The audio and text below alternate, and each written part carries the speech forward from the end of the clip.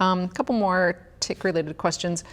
Is using permethrin tick repellent safe, and personally, do you use it?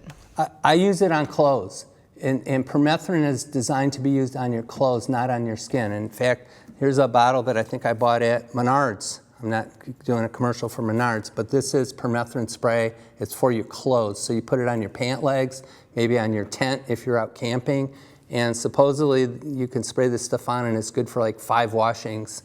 I don't know, I would just put it back on again if you're gonna go out hiking again, even if you washed your clothes. So permethrin is for your clothes. Probably the best repellent that you can put on your skin is DEET. I know that some people don't like to use it. It's oily, it's a chemical. So there's kind of newer on the market, it's something called picardin, which is a little bit easier to use. It's also a very effective repellent.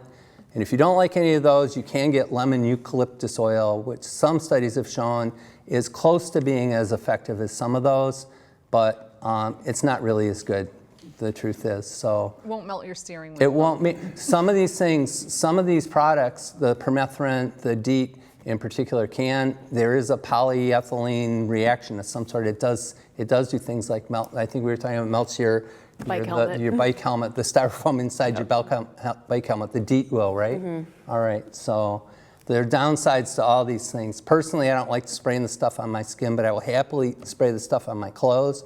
Take your pant legs and stuff them inside your socks. Yeah. Yeah, and then they also make, I think this is gimmicky, but it's kind of a good idea. This is called tick tape, but really I think just duct tape would work even better. This is just nothing but double-sided tape, and so you can wrap that around your pant legs, and supposedly the ticks get stuck on this, but if you do any hiking like I do, I guarantee that double-sided tape is going to be covered with dust and dirt and sandpaper